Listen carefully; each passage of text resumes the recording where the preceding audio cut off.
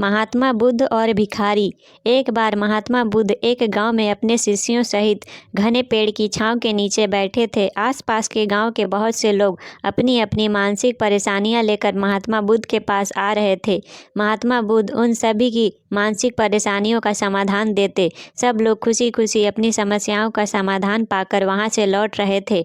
वहीं से कुछ दूर बैठा एक दुखी भिखारी खुद की किस्मत को कोसता हुआ बुद्ध के पास जाने वाले लोगों को देखकर ये सोचने लगा कि अभी कुछ देर पहले तो ये लोग दुखी मन से मुंह लटकाए उन महात्मा के पास गए थे और अब इतना खुश होकर कैसे वापस लौट रहे हैं। आखिर माजरा क्या है, जरा मैं भी जाकर देखूं कि वो महात्मा ऐसा कौन सा खजाना बांट रहा है कि इन लोगों को जो इनके चेहरे पर खुशी से लाल हो गए हैं।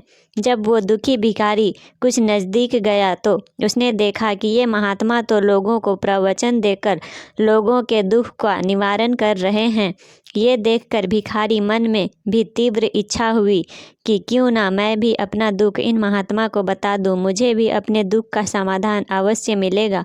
बस फिर क्या था, समाधान पाने की लालसा लिए भिखारी महात्मा बुद्ध के सामने पहुंचा और हाथ जोड़कर प्रणाम करते हुए बोला, हे महात्मा बुद्ध, मैं भी लोगों की मदद करना चाहता हूँ। मेरी बहुत इच्छा है कि मैं लोगों की मदद करूँ, लेकिन मैं मदद कैसे करूँ? मैं तो बहुत गरीब हूँ, ना तो मेरे पास धन है, ना ही कोई वस्तु जिससे मैं किसी की मदद कर सकूं। मैं चाहकर भी किसी की मदद नहीं कर सकता। मुझे भगवान ने इतना गरीब क्यों बनाया? हे महात्मा, मुझ पर कुछ कृपा करो। इतना बोलते ही भिखारी रोने लगा। महात्मा बुद्ध बोले, तुम बहुत अज्ञानी हो, क्योंकि तुम अब तक इस भ्रम में जी रहे हो कि तुम्हारे पास कुछ नहीं है, जबकि दूसरों को कुछ देने के लिए तुम्हारे पास बहुत कुछ है। तुम बिना धन और वस्तु के भी दूसरों की मदद कर सकते हो। तुम्हारे पास जुबान है जिससे तुम मीठे शब्द बोलकर किसी के दुखी चेहरे पर मुस्कान ला सकते हो। इन्हीं शब्दों की ताकत से तुम किसी के भी मन में सकारात्मक विचारधारा के बीज बोकर उसको गलत रास्ते पर जाने से रोक सकते हो। तुम्हारे पास 2 हाथ है जिससे तुम किसी भी कमज़ोर और लाचार की मदद कर सकते हो। तुम्हारे पास 2 आँखें हैं जिससे तुम किसी अंधे को रास्ता दिखा सकते हो।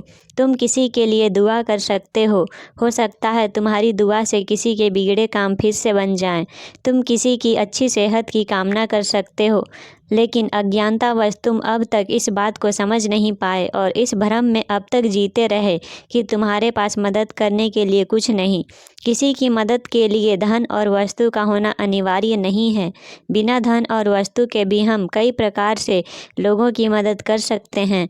महात्मा बुद्ध के ज्ञान भरे इन सुंदर वचनों को सुनकर भिखारी के चेहरे पर मुस्कान आ गई और वो खुशी से झूमता हुआ वहाँ से चला गया। सीख, महात्मा बुद्ध के इन बातों से कितना सुंदर ज्ञान जानने को मिला। आज के समय में ऐसे ही बहुत से लोग हैं जो यही सोच सोच कर दुखी होते रहते हैं कि मेरे पास ये नहीं है, वो नहीं है, बल्कि जो है उसी में संतोष करना सीखो और बिना किसी मतलब के लोगों की मदद करो।